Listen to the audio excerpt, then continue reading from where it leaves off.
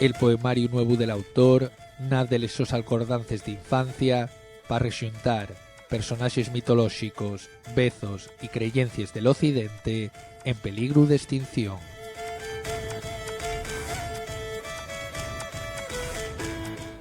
Doutro Mundo é el segundo libro que publico e editado tamén como el primeiro por Trave,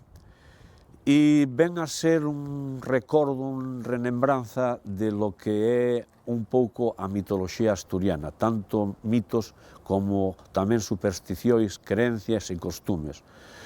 Unha serie de cousas que están esquecidas ou que se están esquecendo. Quedan poucos xa a xente nova que pode falarche de algún personaxe dos que eu plasmo nel libro.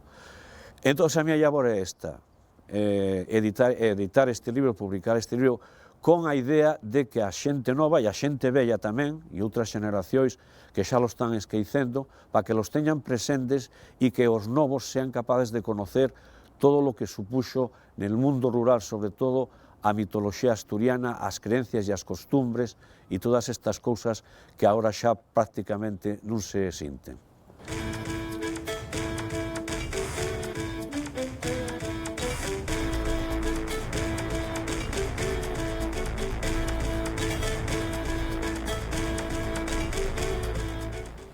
A idea de empezar con este libro foi, pois, a vez un rapacín que me preguntou lo que era un trasno, non sei onde lo escuitaría el neno, e eu expliquei lo que era el trasno. Entón, escribí un poema para describirlle un poquitín lo que era el trasno. Dixen, mañá douche este poema e ves ben lo que era el trasno. A partir de aí, pois, empecé a escribir sobre personaxes, sobre todo os máis familiares, os que se contaban na miña casa, os que me contaba meu bolo, que foron os máis directos, como el trasno, como era a Santa Compaña, como era el sumicio, como era el home marín, e a partir de aí, pois, fun investigando, e para darlle un pouco de corpo al libro, pois, fun investigando máis personaxes, que para min non eran tan próximos, pero sí que eran conocidos, e algún máis que foi cayendo a medida de que fun lendo, pois, tomei libros, tomei por internet, e fun preguntando a xente máis ou menos que estaba un pouco metida nel tema da mitoloxía, e al final saleu este libro que penso que vai servir para que a xente, pois, lo tome con ganas e que poda entreter aos rapacíos e tamén aos menos rapacíos.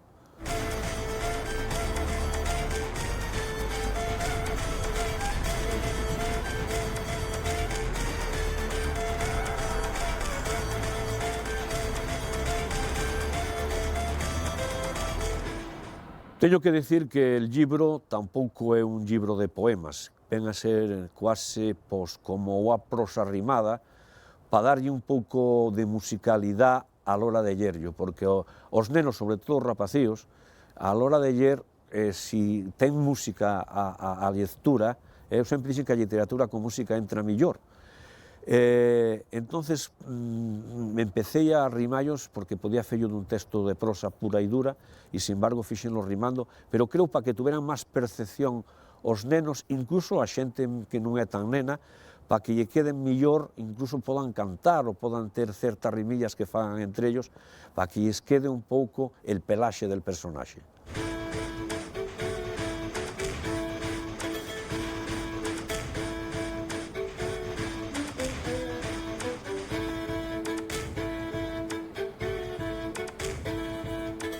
As historias que me contaba meu bolo eran moi largas, entón eu non podía escribillas tal como as contaba el. E quixen sintetizallas todo, e el mellor xeito para poder fello foi fello rimado. Historias como cando íbamos a noite por el campo da Nora e estaba un burro pacendo, e dixen eu a mi bolo, ese burro, que fai a estas horas de noite neste sitio? Dice, non é el burro, é el trasno. E en conto dixo mi bolo que era el trasno, desapareceu. Tamén sale desa historia, tamén sale de cando iba a pescar con meu tío, íbamos a erguer as redes, e a vez estábamos erguendo as redes,